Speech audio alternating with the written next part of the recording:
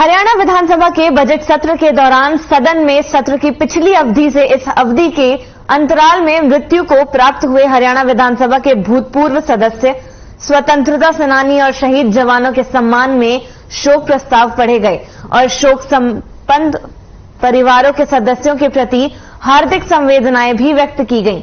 सर्वप्रथम सदन के नेता मुख्यमंत्री मनोहर लाल ने शोक प्रस्ताव पढ़े।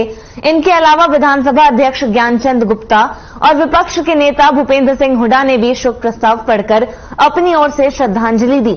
विधानसभा अध्यक्ष ने शोक संतप्त परिवारों को सदन की भावना से अवगत करने का आश्वासन भी दिया। सदन के सभी सदस्यों ने खड़े होकर 2 मिनट का मौन रखा और दिवंगत आत्माओं की शांति के लिए प्रार्थना की। सदन में जिनके शोक प्रस्ताव पढ़े गए, वही हरियाणा के उप मुख्यमंत्री दुष्यंत चौटाला ने कहा कि समालखा में ऊपरी पुल के पास नाला और सर्विस रोड का निर्माण किया जा रहा है, जिसको 31 मार्च 2023 तक पूरा कर लिया जाएगा। हरियाणा विधानसभा के बजट सत्र के दौरान विधायक धर्म सिंह छोकर ने पूछे गए सवालों पर भी उन्होंने जवाब दिया। उन्होंने बताया कि पानीपत दिल्ली जीटी रोड, जो कि NH 44 पर स्थित समालखा कस्बा में 8 लेनिंग के कार्य के दौरान वाहन अंडरपास का निर्माण करके यातायात के लिए खोला गया है।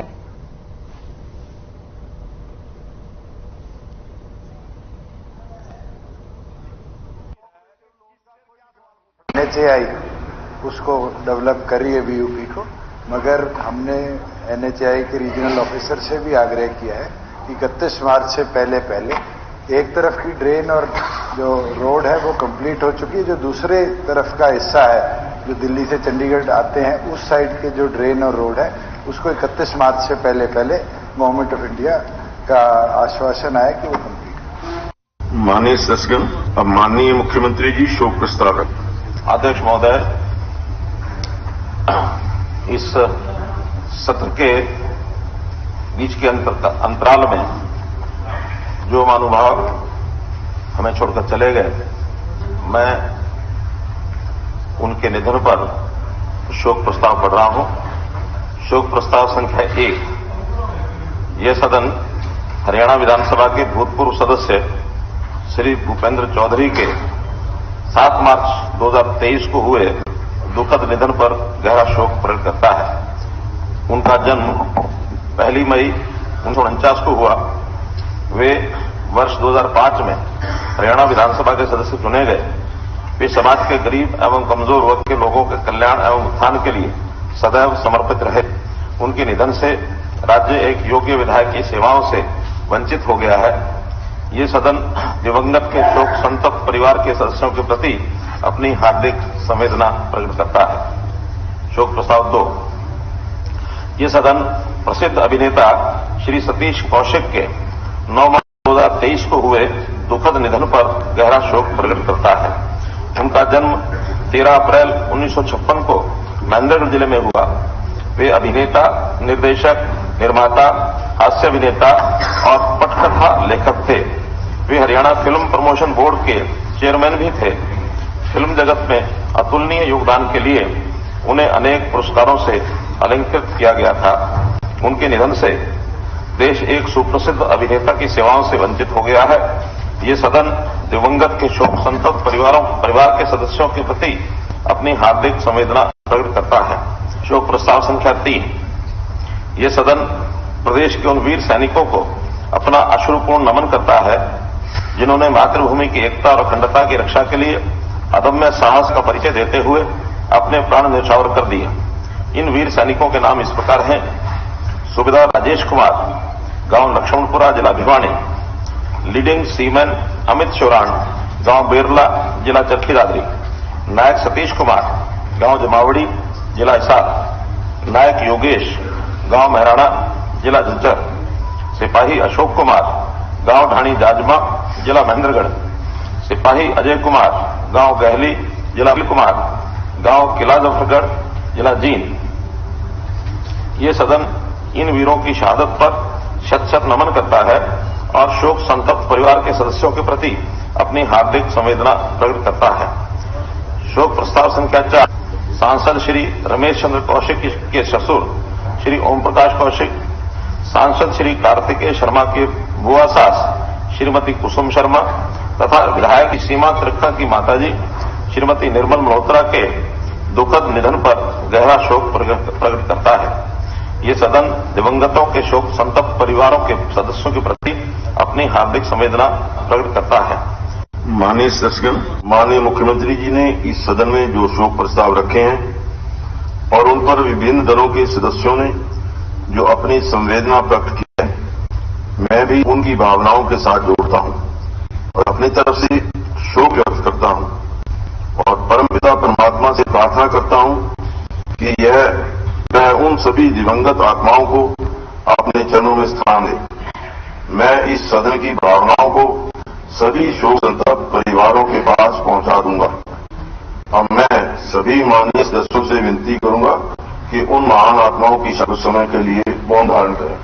पानी का जो रुकना अगर कहीं से होता है उस पर जरूर विचार करेंगे कि पानी फ्लो जो है नहीं रुकना चाहिए, उसकी एक बार जांच करा लेंगे कि पानी स्मूथ चल रहा है। और डिमांड गांव वालों की भी हमको माननी होगी। और पुल जो है ये बात ठीक है कि डिमांड जो बनाए गए हैं आज नहीं बने, ये बहुत पुराने बने हुए हैं। कम से कम 9 पुल में से 8 पुल तो जैसा बताया 2010 के आसपास बने, केवल एक पुल वो भी 2014-15 में डिमांड आई थी तब बना। लेकिन हमारा कहना है कि फिर भी कोई भी पुल हो, पानी का स्मूथ फ्लो ये हमारे पास होता है।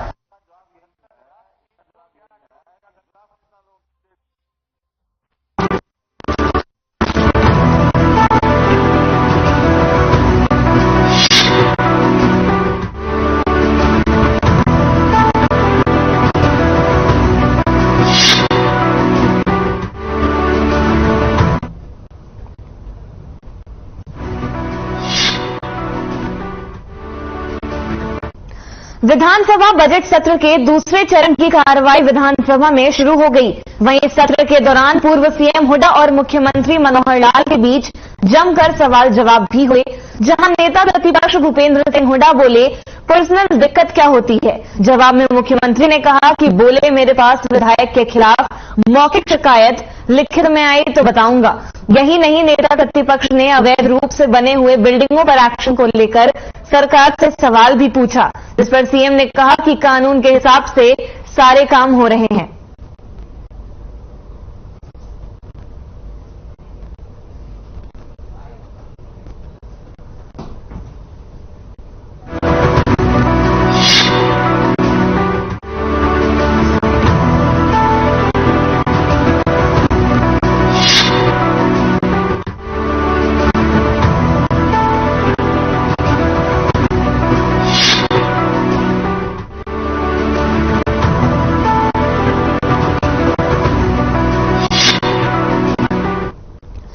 मुख्यमंत्री मनोहर लाल ने अपने निवास संत कबीर कुटीर में मीडिया वेलबींग एसोसिएशन द्वारा आयोजित एक कार्यक्रम में मीडिया कर्मियों से मुलाकात की। इस अवसर पर सीएम के साथ प्रधान सचिव और सूचना लोक संपर्क भाषा और संस्कृति विभाग के महानिदेशक डॉक्टर अमित अग्रवाल, ओसीडी जवाहर यादव, राजनीतिक सलाहकार बीबी भारती और पब्लिसिटी एडवाइजर तरुण भंडारी भी मौके पर मौजूद रहे।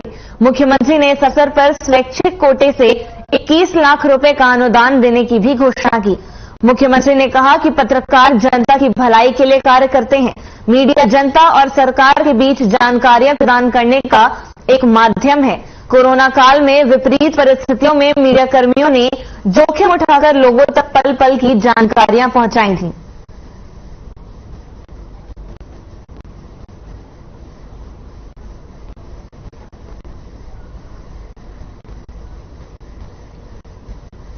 मीडिया वेलबींग एसोसिएशन, जैसा नाम वैसा काम।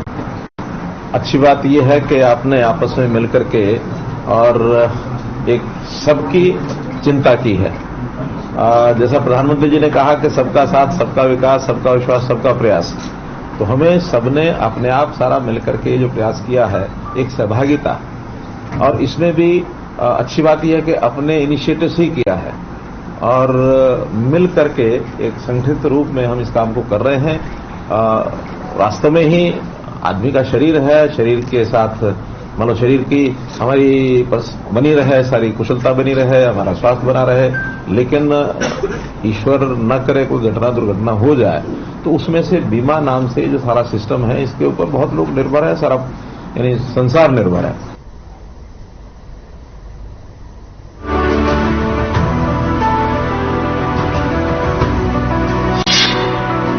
कल्पना चावला के जन्मदिन पर मुख्यमंत्री मनोहर लाल ने ट्वीट कर उन्हें याद किया। सीएम ने अपनी ट्वीट में लिखा कि पूरी दुनिया में हरियाणा का गौरव बढ़ाने वाली भारतीय मूल की प्रथम महिला अंतरिक्ष यात्री, महिला शक्ति की पर्याय कल्पना चावला जी को मैं उनकी जयंती पर सादर नमन करता हूं।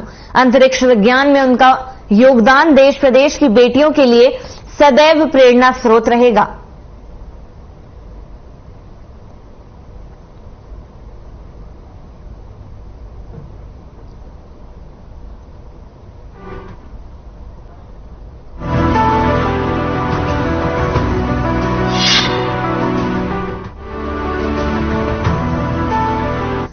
अंबाला शहर के सफाई कर्मचारी हड़ताल पर हैं। आपको बता दें कि ये हड़ताल अंबाला नगर निगम के मेयर के खिलाफ की गई।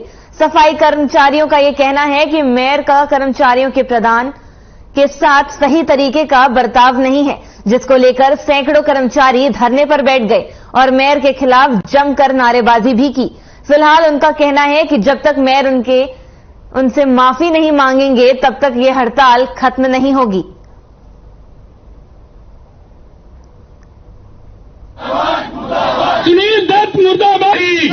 हमारे 10 सफाई कर्मचारी जिनकी 7 महीने से सैलरी नहीं मिली और कोई भी अधिकारी जिसके पास भी जाते हैं फाइल आगे से आगे टेबल टू टेबल घूमती है। कल हमारी मेयर मैडम ने सुपरवाइजरों की मीटिंग बुलाई थी अपने ऑफिस में, जिसमें मैं भी था। तो मैडम ने कहा कि शहर के अंदर गंदगी है, गंदगी के ढेर लगे हुए हैं, सफाई नहीं हो रही। तो मैं खड़ा हुआ, जैसे कि आप पत्रकार हो, मैं हूं, अगर मैं आपसे ये कहूं आप या मैं कोई बात करेंगे तो अपना एक दूसरे का परिचय तो देंगे। अगर मैं आपसे ये कहूं कि आप अपनी पत्रकारिता अपनी जेब में रखें तो ये गलत बात है। मैंने मैडम से कहा कि मैं यूनियन प्रधान हूं। मैडम ने कहा कि पहले तो आप अपनी प्रधानता अपनी जेब में रखें। सबसे बड़ा ये शब्द उन्होंने बोला जो उन्हें नहीं बोलना चाहिए था।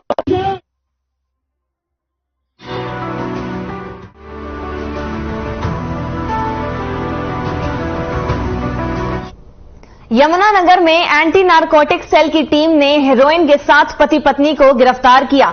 दोनों को कोर्ट में पेश कर न्याय की आस में भेज दिया। दोनों के खिलाफ केस दर्ज कर कार्रवाई भी शुरू कर दी। सेल के इंचार्ज प्रमोद वाले ने यह साफ बताया कि उनकी टीम को सूचना मिली थी, जिस पर पुलिस संज्ञान लेते हुए आरोपियों को मौके पर गिरफ्तार कर दिया गया।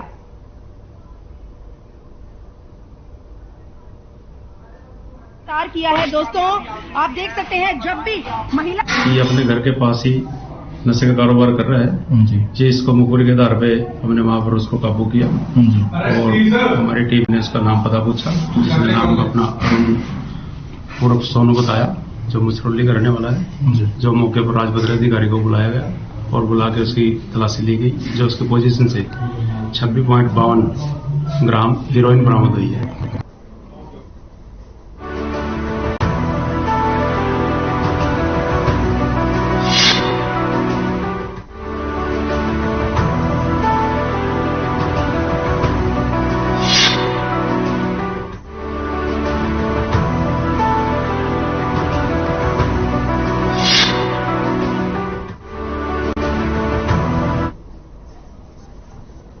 खबर फरीदाबाद से है, जहां अस्पताल में पथरी का इलाज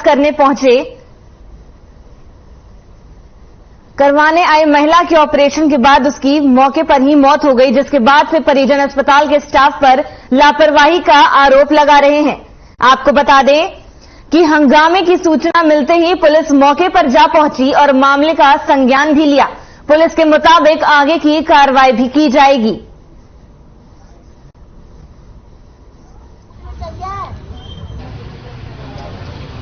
हॉस्पिटल में हमने बेहोश पाई हुआ। कौन थी? केस कौन है? ललिता। ललिता कौन लगती है? हमारी बेटी। अच्छा, क्या हुआ था उसको? उसका पथरी का ऑपरेशन हुआ। कौन सा हॉस्पिटल में? यही में पवन में। हाँ, तो फिर जब खूब लोग का ठीक है, हाँ, अब फिर हम घर का चल गए, वो हमें बटन नहीं दिया, हमने आईसीयू में बटन नहीं दिया है, हाँ, हम चल गए। अच्छा। हम घर का फिर इतनी देर में बच्चा का फोन गए, मेरे बेटा को, लोग कह रहे हो मैं उल्टी आई और बेहोश होगी जी।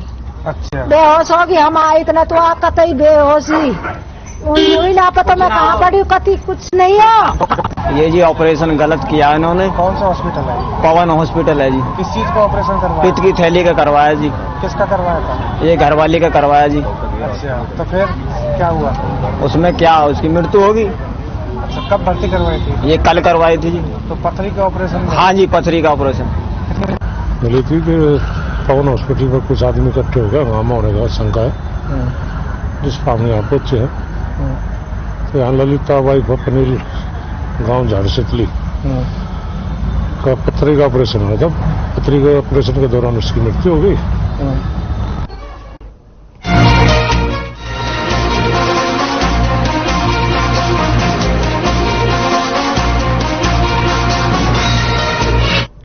महिला संबंधित अपराधों को लेकर फरीदाबाद पुलिस इन दिनों एक्टिव मोड में है। इसी सब को देखते हुए पुलिस कमिश्नर विकास अरोड़ा ने बल्लभगढ़ महिला थाने का दौरा किया और तमाम थानों की महिला पुलिस कर्मियों से बातचीत कर उनकी समस्याओं को सुना और महिला संबंधित अपराधों को लेकर सख्ती बरतने के निर्देश भी दिए।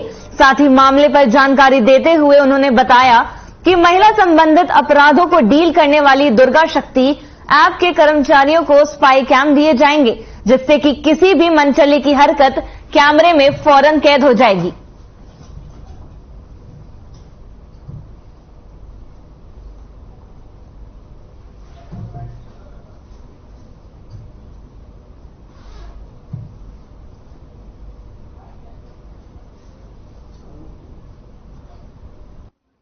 आज हमने यहाँ महिला थाना बल्लभगढ़ में सारी जो वुमेन पुलिस है हमारी फरीदाबाद की, उसको बल्लभगढ़ में बुला के उनकी मीटिंग ली है महिला थाना बल्लभगढ़ में। तो पहले तो हमने महिला थाना बल्लभगढ़ का निरीक्षण किया कि वे किस तरह की यहाँ व्यवस्था है, किस तरह पब्लिक आती है, बैठने की उनकी क्या व्यवस्था है और किस तरह उनके साथ यहाँ डीलिंग की जा रही है और क्या इस थाने में कमियां हैं। तो उसको पूरा ध्यान से देखा है और उनको दूर करने के लिए उचित दिशा निर्देश दे दिए गए हैं। दूसरा, हमने सारी जो महिला थाना एनआईटी, महिला थाना सेंट्रल, महिला थाना बल्लभगढ़ और जो हमारी वुमेन हेल्प डेस्क है, प्रोटेक्शन अफसर है हमारी, और साथ में जो हमारी दुर्गा शक्ति ऐप और दुर्गा शक्ति की टीम्स हैं, उन सब का अलग अलग रिव्यू किया है कि उन्होंने पिछले 2 महीनों में क्या क्या उन्होंने काम किया है और आगे की हमारी क्या रणनीति होगी।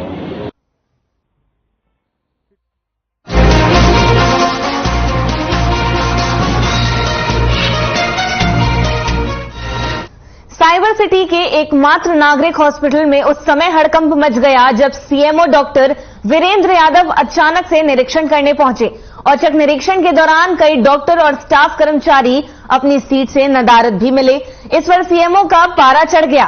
सीएमओ डॉक्टर वीरेंद्र यादव ने कई कर्मचारियों को कारण बताओ नोटिस जारी करने के निर्देश भी दिए, तो कई डॉक्टरों को वार्निंग भी दी गई कि काम में कोताही किसी भी कीमत पर सहन नहीं की जाएगी।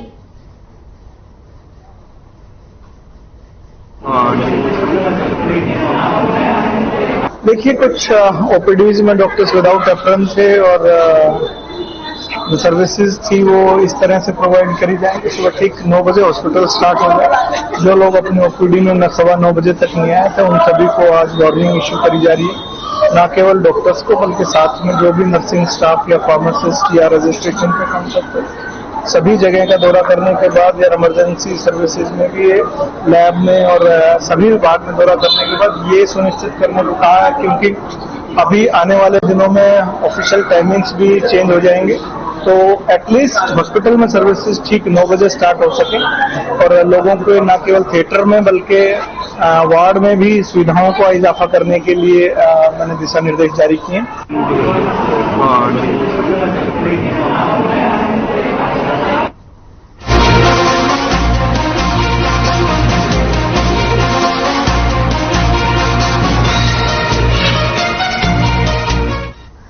छात्रों के बीच रचनात्मकता, नवाचार, प्रौद्योगिकी और वैज्ञानिक सोच की संस्कृति को बढ़ावा देने के उद्देश्य से CSIR DST हरियाणा के सहयोग से गुरुग्राम विवि परिसर में 2 दिवसीय बैठक आयोजित की गई। साइंस कॉन्क्लेव और एग्रोटेक एक्सपो 2023 का पुरस्कार वितरण के साथ सफलतापूर्वक समापन भी हुआ। इस दौरान विद्यार्थियों और युवा प्रतिभागियों के लिए उपयोगी विशेष कार्यक्रम का भी आयोजन किया गया, जिसमें आत्मनिर्भर भारत विषय पर विज्ञान मॉडलों की प्रदर्शनी, साइंस कार्टून शो और मंडल कठपुतली प्रदर्शन भी शामिल रहे। इस दौरान आयोजन में विद्यार्थियों के साथ ही देश के विभिन्न राज्यों से साइंस कॉन्क्लेव और एग्रोटेक एक्सप्रेसों में प्रत्यक्ष रूप से जुड़े प्रतिभागियों की सहभागिता भी रही। भारत सरकार ग्रामीण क्षेत्रों के विकास और आजीविका के अवसर सृजन के लिए विभिन्न प्रकार की योजनाएं भी चला रही हैं, जिसके माध्यम से भारत में श्रेष्ठ निर्माण किया जा सके। उन्होंने कहा कि आत्मनिर्भर भारत का रास्ता कृषि और ग्रामीण अर्थव्यवस्था से होकर जाता है।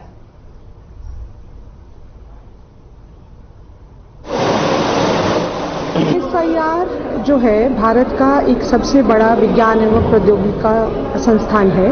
उसमें 37 लैब हैं पूरे भारतवर्ष में और एक लैब जो दिल्ली में स्थित है, राष्ट्रीय विज्ञान संचार एवं नीति शोध संस्थान CSIR निस्पर जिसको हम कहते हैं, ये लैब समाज और विज्ञान को जोड़ने का काम करती हैं।